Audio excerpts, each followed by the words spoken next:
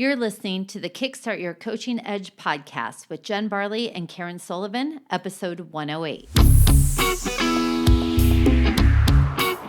Welcome to the Kickstart Your Coaching Edge podcast, where it's all about getting real around all things coaching. And what we know for sure is that what got you here won't get you there. You can't see the spinach in your own teeth. And finally, hang on, because this one's really deep. Once you realize that you are the traffic, everything makes complete and unadulterated sense.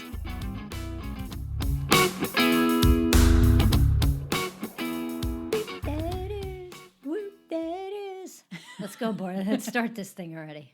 All right. So today what we're going to talk about is one of our favorites, and it's the concept of MSU. So, Kara, why don't you talk a little bit about what you believe all people actually have?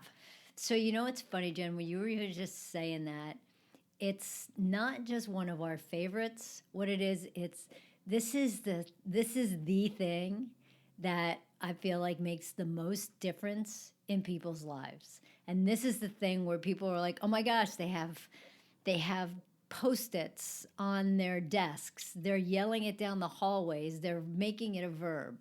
So the concept of MSU is about making shit up. And if you like to say make stuff up, you can, but it really is make shit up, because I totally believe that we all have that master's degree from MSU. And we do make shit up on a regular basis. And what happens is we make it up and then we believe that it's true. And we believe it's true, so then what we do is we actually act upon the thing that we just made up that's not even real, and it takes us down this crazy train aisle or the runaway train. But what happens is you get to a place where you're getting all nuts about something and you've just created your own story. So the thing here is about recognizing when it is you're making shit up and then stepping back and saying, hey, what are the facts? So let me break it down a little bit. So basically it's when we attach meaning to something that somebody does, or a situation or an experience that we're having that may or may not be true. And so it's sort of like we do a narrative, right? So somebody does something and we say, they did that because fill in the blank, or they don't like me, or they don't want to invite me, or they love me, right? So it really depends, but it's when we create a story that is adding narrative to something that causes us, you know, like if we would go around the thinking everyone loves us and things are great, maybe you don't need to change it. But it's when we attach a negative meaning that causes us to have concern or worry or put extra energy into something, that's when MSU totally doesn't work for us. And I think that that's the key, right? People think that the stories work, but the stories don't really work. If you think about it, if you're stressed out, ask yourself, what's the story that I'm creating about why I'm stressed out? And ask yourself, how real is that story? Because so many times it's not real. I like that smile, Barley. I'm just listening. Go right ahead. But it is, right? The story's not even real. And then we get all freaked out. We get nervous. We get jerky. We make decisions. And we're just like, wait a second. It's not even real. So what we want you to really start to do is being more mindful of what's happening for you. So when you're freaked out, ask yourself, what's the story that I'm telling myself? Even when you're happy, ask the story what it is that you're telling yourself. And the thing is that if it's not really real, why not make up a story that actually works for you instead of working against you? This shows up with our clients all the time. They will come and they will have a whole explanation. So let's just say somebody says, oh my God, my neighbor is driving me nuts. He never takes in his recycling can.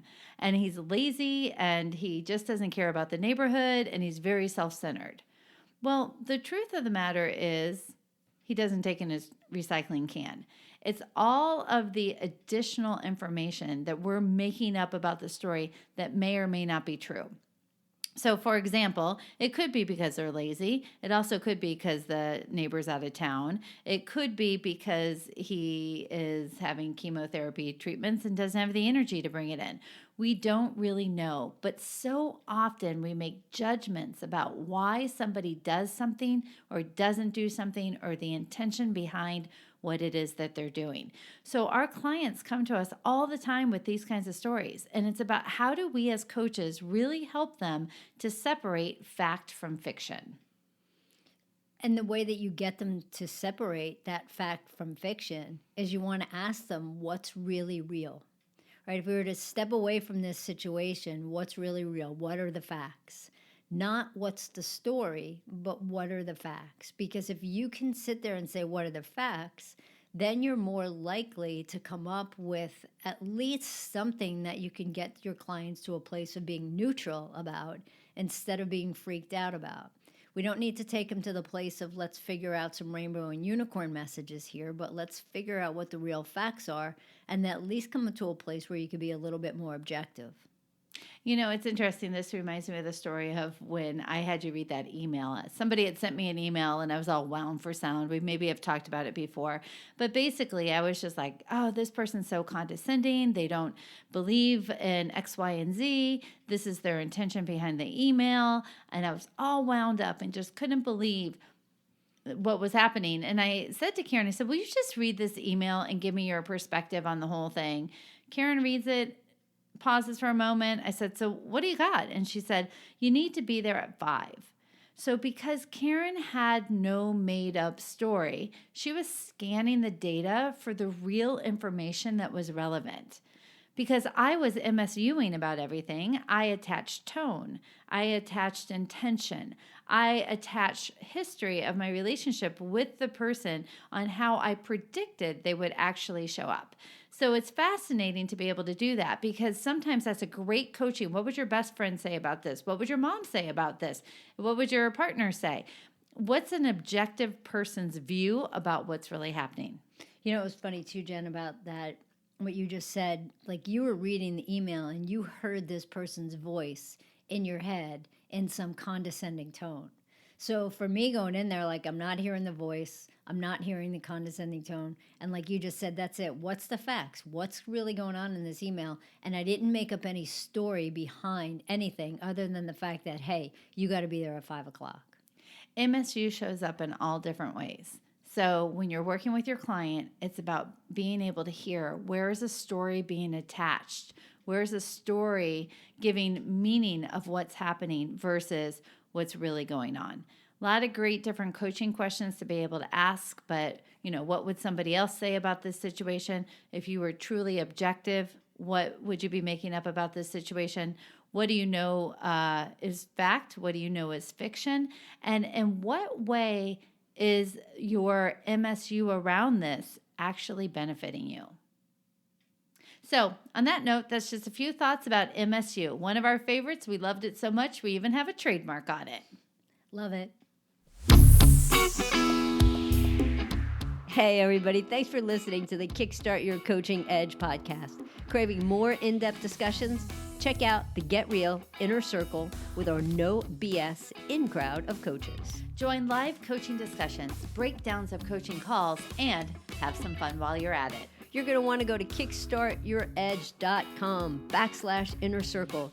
It's time to get real.